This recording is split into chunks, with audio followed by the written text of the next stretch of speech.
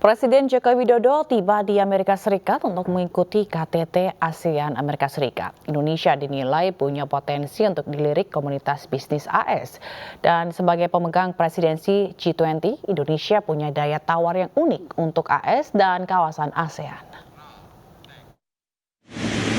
Presiden Joko Widodo tiba Selasa malam waktu Washington DC untuk hadiri KTT ASEAN AS. KTT ini kembali dilakukan secara tatap muka setelah tahun lalu dilakukan secara virtual. Sejumlah agenda menanti 8 pemimpin negara di kawasan Asia Tenggara yang hadir, yaitu seluruh anggota ASEAN kecuali Myanmar dan Filipina. Tapi mereka juga membawa kepentingan untuk dinegosiasikan dengan pemerintahan Biden. The ones who are most engaged on the U.S. relationship, like Singapore, Indonesia, Thailand, they want the United States to be engaged on trade in Asia. AS tidak punya kerjasama perdagangan bebas dengan ASEAN.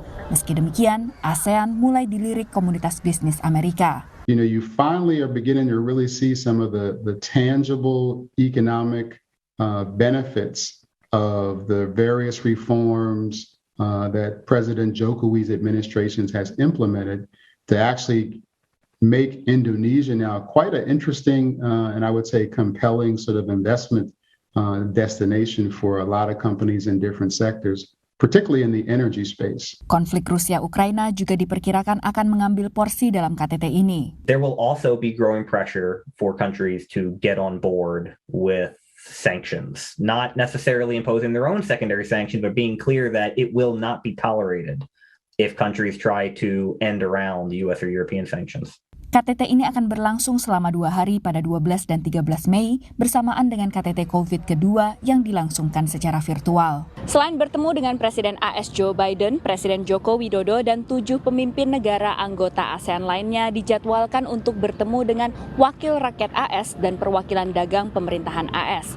Delegasi Indonesia juga dijadwalkan untuk bertemu dengan Wapres AS Kamala Harris dan tim perubahan iklim AS serta sejumlah CEO perusahaan Amerika Serikat. Namun pengamat hubungan internasional melihat upaya AS lewat KTT ASEAN AS ini belum maksimal. Jadi Amerika Serikat mesti menyadari bahwa ASEAN itu mitra yang independen, berdaulat, dan bukan sekutu dari Amerika Serikat. Posisi ini sebenarnya patut dihargai karena justru penting buat stabilitas global.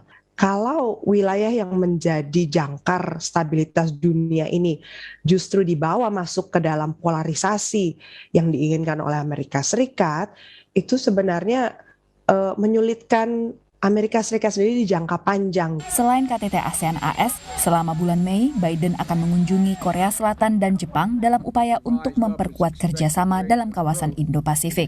Dari Washington DC, Virginia Gunawan dan tim VOA.